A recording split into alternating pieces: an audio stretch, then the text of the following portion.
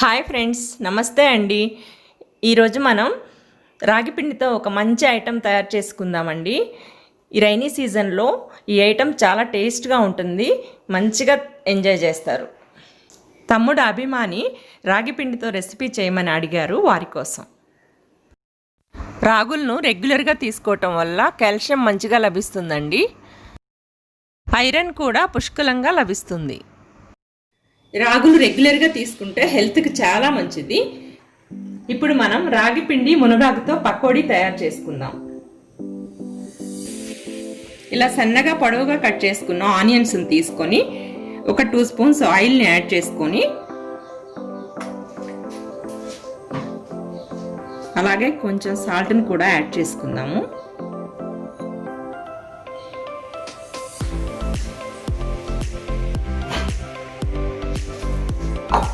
మంచిగా కలుపుకుందాం.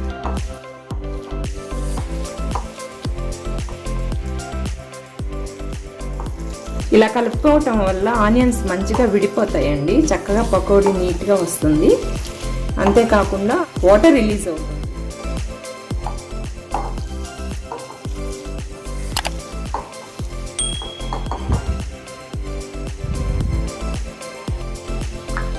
అలాగే కరివేపాకు, పచ్చిమిరపకాయ ముక్కలు, టేస్ట్కి సరిపడా 1 స్పూన్ అల్లం వెల్లుల్లి పేస్ట్, మునగాకు సన్నగా కట్ చేసి పెట్టుకోవాలండి, క్లీన్ చేసుకొని.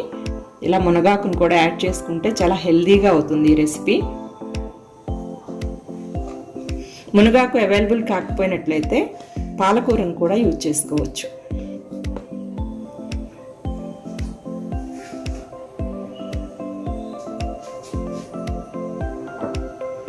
రాగి పిండి,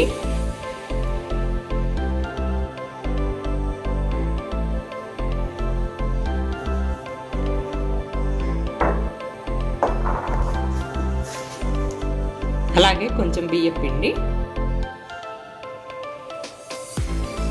ఒక 2 స్పూన్స్ వరకు వేసుకోవచ్చు. బియ్యం పిండి క్రిస్పీగా రావటం కోసం అండి. వాటర్ యాడ్ చేసుకోకుండా చక్కగా మిక్స్ చేసుకోవాలి.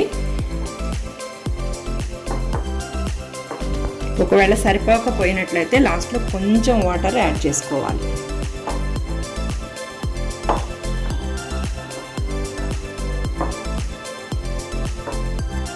కొంచెం పసుపును కూడా యాడ్ చేయాలి.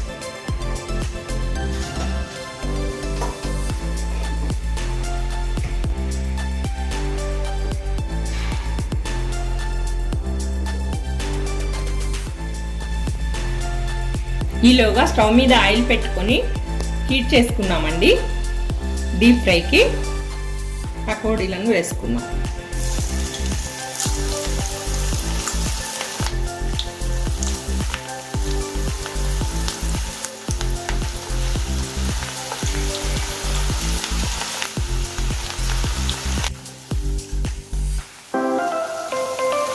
పకోడీలు ఫ్రై అయినాయండి, ప్లేట్లోకి తీసుకున్నాం. కలర్ కొంచెం బ్లాక్గా ఉన్నా కానీ చాలా బాగుంటాయండి, చాలా టేస్ట్గా ఉంటాయి. హెల్త్ వైజ్ అయితే చాలా మంచిది. తప్పకుండా తయారు చేసుకోండి.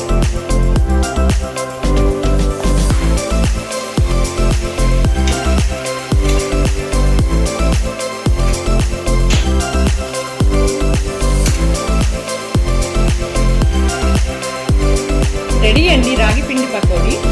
హెల్తీ వైజ్ చాలా మంచిదండి. ఈ రైనీ సీజన్లో మంచి స్నాక్ ఐటమ్ అండి, తప్పకుండా తయారు చేసుకోండి.